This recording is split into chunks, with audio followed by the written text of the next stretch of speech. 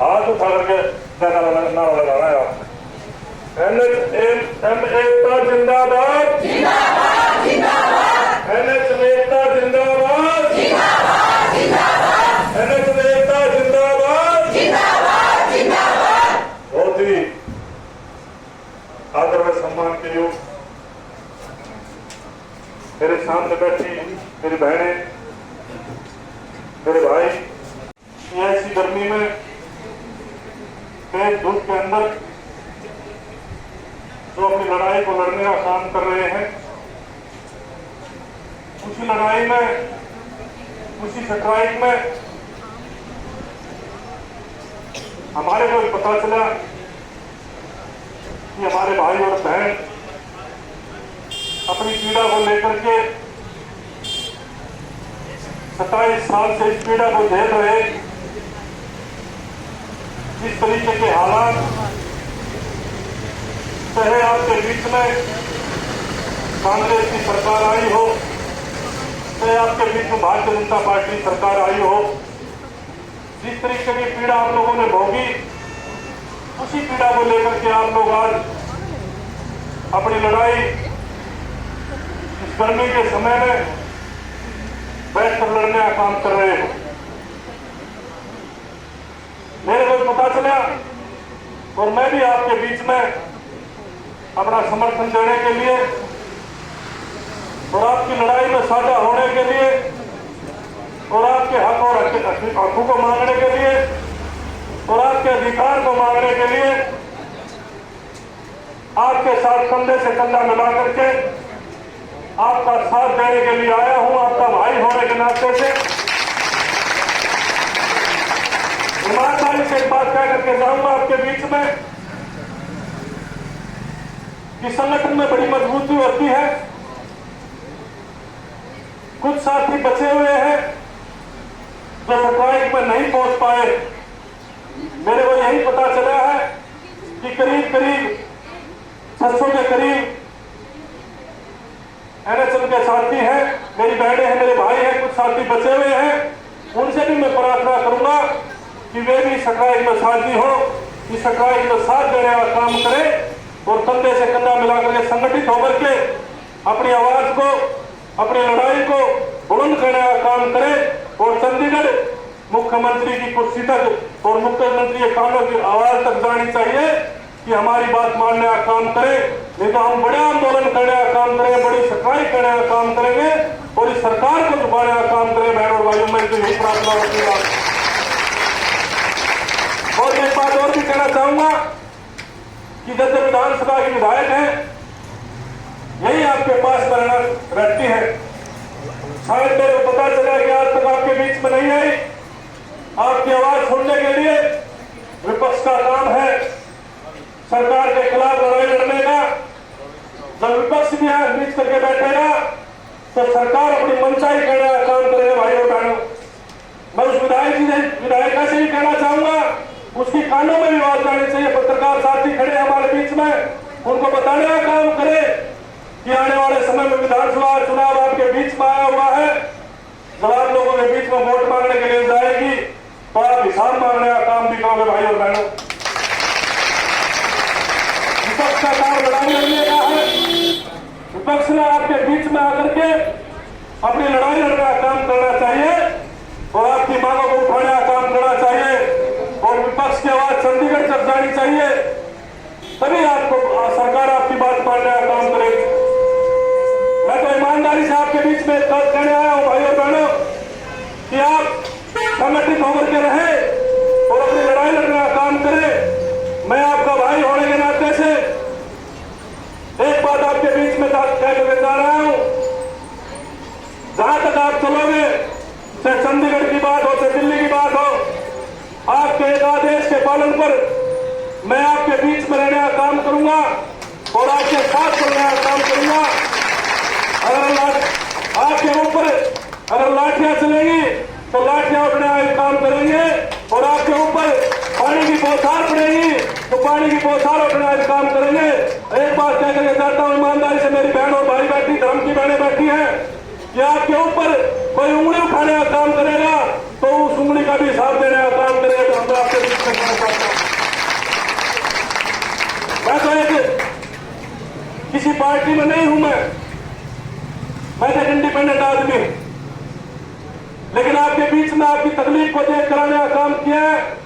मैं भी एक राजनीति से जुड़े आदमी हूं, मैंने भी 2 बार विधानसभा चुनाव लड़ा है और लोगों ने बड़ा सम्मान दिया, बड़ा प्यार दिया, जनता ने बड़ा आशीर्वाद देने का काम किया है और अभी भी आपके बीच में लगातार आपकी सेवा कर लगा हुआ, आपकी लड़ाई को लड़ने का काम करता हूं, समाज की लड़ाई को लड़ने का काम करता हूं। मैं तो यही बात आपके बीच में कहने के लिए आया था, आप संगठित रहे, संगठित रहोगे तो आपकी आवाज को जरूर सरकार सुनेगी।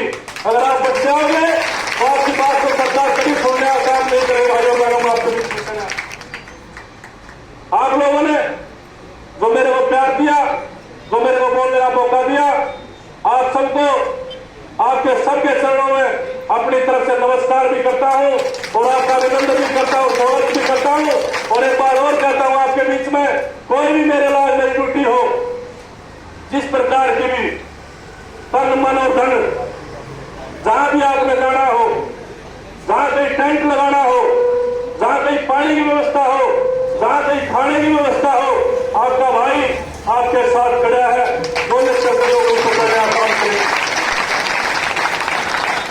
आप लोगों ने प्यार दिया, आप सबका बहुत बहुत धन्यवाद।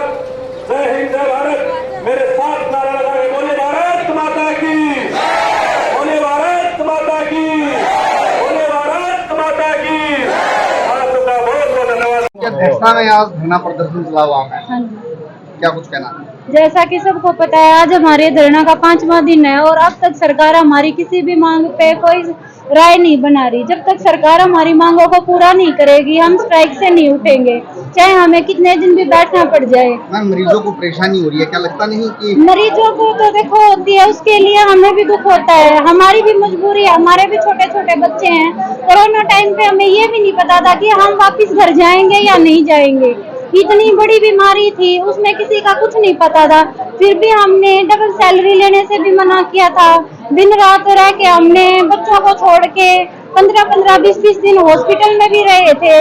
तो अब सरकार को भी तो हमारी तरफ देखना चाहिए कि हमारे भी बच्चे हैं, 20-20 साल, 27-27 साल हो गए, अब उनको अब तक पक्का नहीं किया तो फिर कब करेगी सरकार? क्या नाम है? सीमा।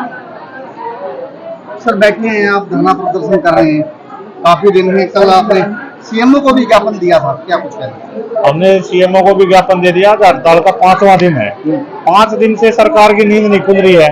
5 दिन से क्या, सरकार को 5 साल हो गए, 5 साल से भी सरकार की नींद नहीं खुल रही है।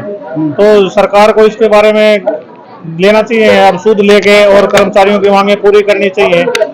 मरीज परेशान हो रहे हैं, यहाँ कर्मचारी इतने। आगामी रणनीति क्या होगी आपकी? आगामी रणनीति है, हम सरकार के साथ में हम लड़ाई करने के लिए तैयार हैं। हमारी हड़ताल जारी रहेगी, कंटिन्यू रहेगी, जब तक सरकार हमारी मांगे नहीं मानेगी। क्या नाम है जी? डॉक्टर प्रदीप बाबूदिया। सर आज आए हैं, आपने समर्थन दिया है एनएचएम कर्मचारियों को, काफी दिनों से धरना प्रदर्शन पर बैठे हैं।